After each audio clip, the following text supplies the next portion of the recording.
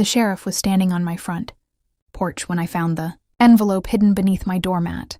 I hadn't seen him coming. My younger brother Daniel had been missing for 11 days, and his 3 children were sleeping in the bedrooms across the hall. The sheriff watched the envelope in my fingers. "Mrs. Whitaker," he said quietly, "before you open that, there's something you need to understand." Daniel's name was written across it. "What?" He glanced through the screen door, where Emily, Caleb, and little Ruth sat together. "Your brother didn't send those children to you because he was going on a trip. Then why did he send them?" He didn't answer me. 11 days earlier, I had been making sweet tea when Daniel called. "Mary, I need you to do something for me." His voice was low. "What kind of something?" "The kids are coming to your house." "What?" I put them in a cab. "They're already on the way." I walked to the window. "Daniel, why would you put 3 children in a taxi?" "Where are you?" "I can't explain." "Then try." After a long silence, he said, "Just promise me something." "What?" "Don't let them go back." "Back where?" "Mary, please." His voice cracked. "You're scaring me." "Don't let them go back." Then the call ended. I called him immediately. No answer. 20 minutes later, a taxi pulled into my driveway. Emily climbed out with a small blue suitcase. Caleb followed with a backpack. Ruth came last, clutching her rabbit. I hurried out. "Where's your father?" Finally, Emily whispered. "He told us not to tell you anything until we got here." The taxi driver unloaded their bags. I paid him and asked if Daniel had said anything. He hesitated. "He told me to make sure they got inside." Then he drove away. That night, I made grilled cheese and tomato soup. Rain tapped against the windows. I asked, "Are you 3 afraid of something?" Ruth hugged her rabbit. "No," she barely whispered. I didn't push. I said, "You're under my roof now. Nobody is going to bother you." Ruth looked at me and whispered, "Not even Dad?" Across the table, Emily lowered her eyes. That was when I realized Daniel hadn't sent his children to me because he needed a babysitter. He had sent them because he was afraid of what might happen if they went home. By Monday morning, I had called Daniel 6 times. Every call went straight to voicemail. That wasn't like him. Daniel could be stubborn and distracted, but he had never simply vanished. If he was late, he called. If his truck broke down, he called. Even after an argument, he eventually called. This silence was different. I sat at my kitchen table with a cup of coffee growing cold while the children ate breakfast. I kept my voice steady. "Did your father say where he was going?" I asked. Emily shook her head. "He just told us to listen to you." "Did anything happen before he brought you here?" She glanced at Caleb, then Ruth. Neither spoke. I let the question go. Frightened children don't always tell you what they know. Sometimes they need to feel safe before they can speak. That morning, I reported Daniel missing.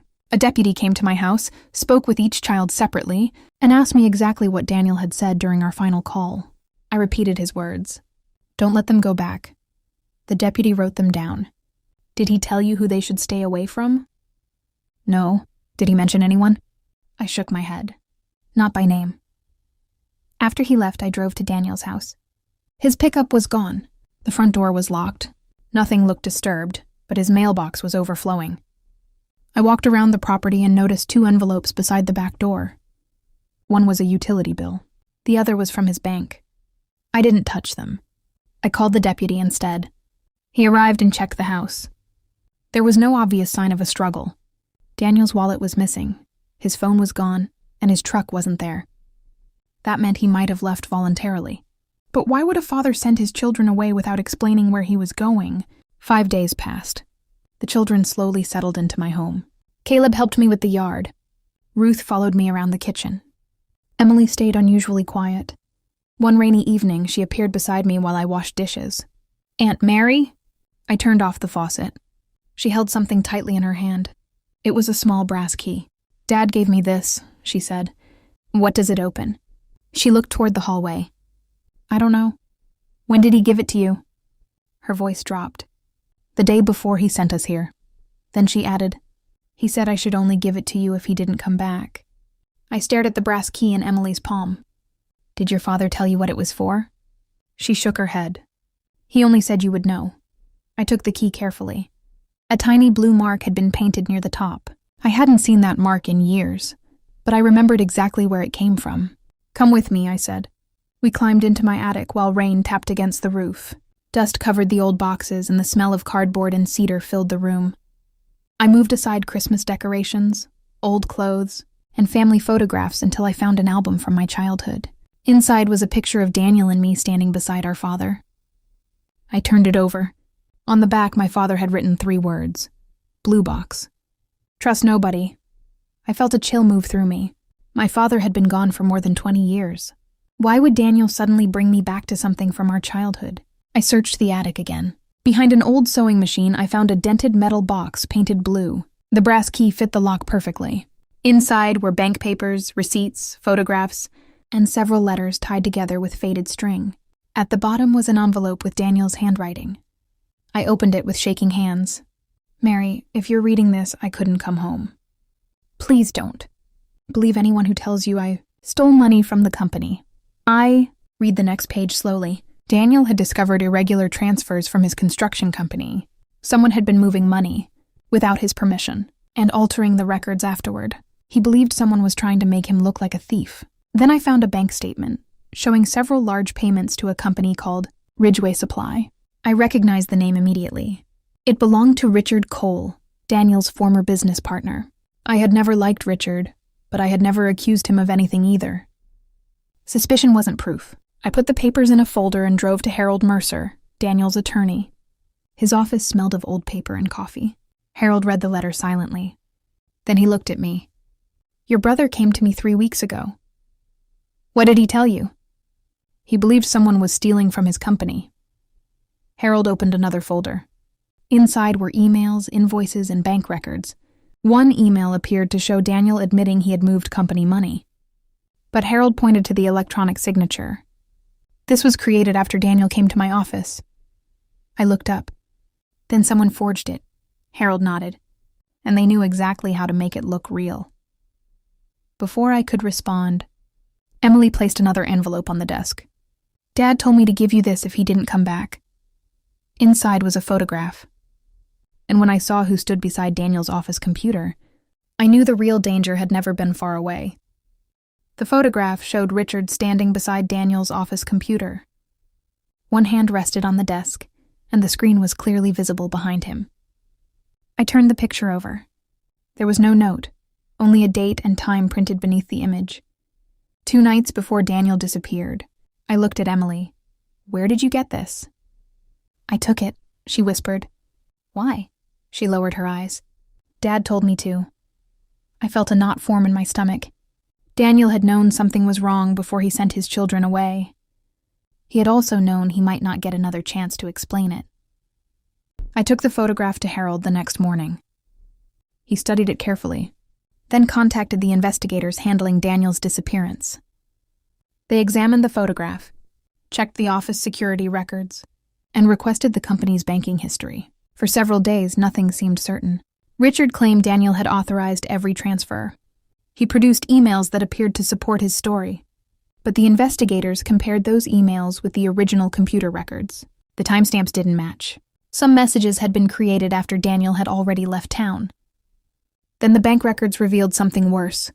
Money had been transferred from Daniel's company account into Richard's business account only, minutes after several of those false emails were created. Still, suspicion wasn't enough.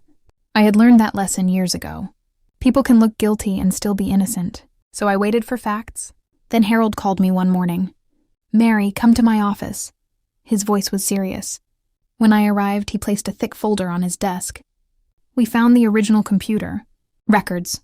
He showed me access logs, proving someone had used Daniel's credentials while Daniel was nowhere near the office. "Can you prove who did it?" I asked. "Not yet," Harold said. "But we're close." That afternoon, investigators returned to my house. They spoke with Emily again. This time, she told them everything. She had seen Richard entering Daniel's office late one evening. Daniel had noticed her watching. He told her to take the photograph and keep it somewhere safe. She hadn't understood why. She understood now. The evidence finally began forming a clear trail. Richard had access to Daniel's office, his computer, and company records. The financial transfers led to Richard's business. The forged emails were created using Daniel's credentials. But one question remained. Where was Daniel? 11 days had passed since that final phone call. Then, just before sunrise, my phone rang. I almost ignored it. When I answered, a weak voice said, "Mary?" I knew immediately who it was. "Daniel? Are the kids safe?"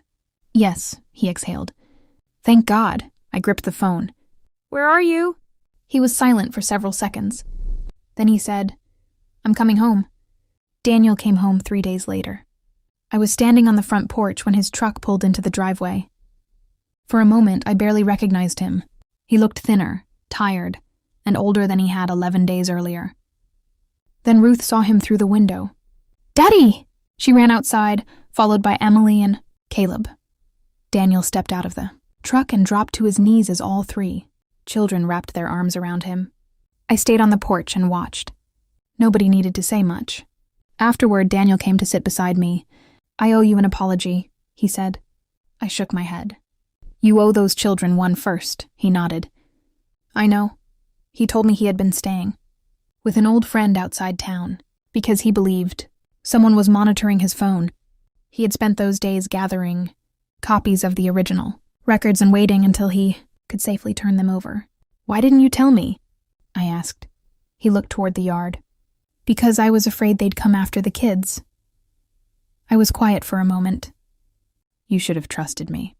He nodded. "I did. That's why I sent them to you." The investigation continued. Bank records, computer logs, forged emails, and Emily's photograph all pointed in the same direction. Richard had been moving company money into his own business and creating false records to make Daniel appear responsible. When investigators confronted him with the evidence, his story began falling apart. There was no dramatic courtroom scene and no revenge. There were documents, witnesses, records, and consequences. Richard eventually lost his business and much of the respect he had spent years building. People stopped trusting him. Some stopped answering his calls. Nobody had to destroy him. His own choices had done enough. Daniel rebuilt his company slowly. More importantly, he became a different father. He listened when his children spoke. He stopped keeping dangerous problems hidden. Emily eventually told me she had been terrified when she took that photograph. She thought she might get her father in trouble. Instead, the photograph helped prove the truth. I kept the brass key from the blue box in my dresser drawer. I kept Emily's photograph beside it. They reminded me that truth rarely arrives with noise. Sometimes it comes as a frightened child handing you a key. Sometimes it is hidden inside an old box in an attic. Sometimes it is buried in a bank statement nobody bothered to question. But truth leaves a trail. We only have to be patient enough to follow it. Years later, I still remember Daniel's final words before he disappeared. "Don't let them go back."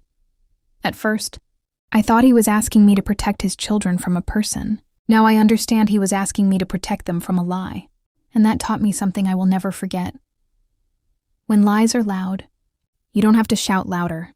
You just have to stand still long enough for the truth to catch up.